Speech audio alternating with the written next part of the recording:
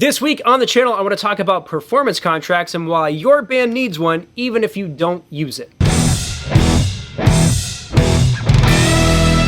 What's going on, everybody? My name is Adam. Welcome to the channel. This week's video is for any musician looking to level up their gigs. We've been having a lot of conversations on the Patreon and Facebook groups around band contracts and how you can ensure that your band has what they need for any given event. I know we've all played those shows where you show up to the venue and maybe there's a cooler of beer for the bands and pretty much nothing else. Sometimes you luck out and the venue provides like a deli plate or something, but usually you're left to fend for yourselves. If you're on a multi-band bill or like an all-day festival, this is pretty standard operating and nobody really puts up a fight because it's just the way that things usually are. But when you start playing bigger venues or want to get into the private party market, that's a totally different ballgame. With bigger rooms and bigger budgets, you may also get bigger perks, or honestly, just creature comforts that make playing shows a little less tiresome and stressful. Enter the band performance contract. A contract is a necessary tool for bands that want to get into bigger venues or private events. For the sake of this video, a contract is going to be a legal-ish document that contains specific details about a scheduled performance. I'll get into the specifics of what should be in a contract in a minute. In my opinion,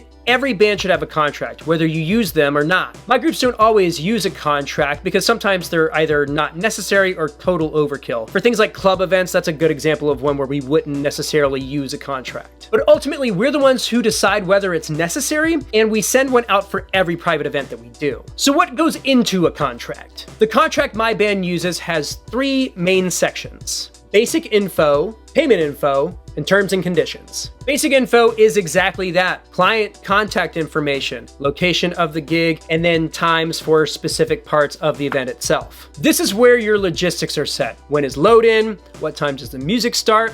How many sets are you going to perform, and when does the band need to be wrapped up? Payment info is where you put the agreed upon pricing for the performance, how the payment is structured, reservation fee or deposit status, who to make the check out to, when payment is due, those kinds of things. We also put an overtime rate in so that the client knows that we can play longer if they want us to, and they know exactly how much that would cost if they choose to go down that road. It's way less awkward than having that conversation after you play the last song of your final set. The terms and conditions is where all the legalese is going to be. This is where you put all the specifics around things like rescheduling, cancellations, insurance, acts of God. This is also where you'll specify things like whether the band has a dressing room, what meals are provided, what specific services the band provides, and what accommodations the purchaser provides. Then, of course, a spot for signatures to make sure everything is agreed upon and official. In addition to the basic performance contract, we also include a technical and hospitality rider. These documents are just as important as the contract itself because it ensures that the band has what it needs to provide the client the best show possible. Some of the items you would put in a technical rider would be the number of performers, your preferences for staging, weather contingency plans, how many parking spots you may need. Basically, this is a less formal document to explain to the client the exact details around what it's going to take to bring live entertainment to their event. The hospitality rider, of course, is where you get to put in your requests for food and beverage. My suggestion here is to be as low maintenance as possible, but be specific. Don't request a bunch of things you know you're not going to use. This is not the place to put your brown M&Ms clause. We request a hot meal for every member of the band and crew, or a per person buyout if we need to order through Uber Eats or something like that. And our specific item requests are really basic. It's a couple cases of water, a couple of Red Bulls, and beer. Nothing crazy. Providing this information to the client benefits them as much as it benefits you and your bandmates. A lot of times people don't understand the amount of effort it takes to provide live music for an event. By providing clear, concise information,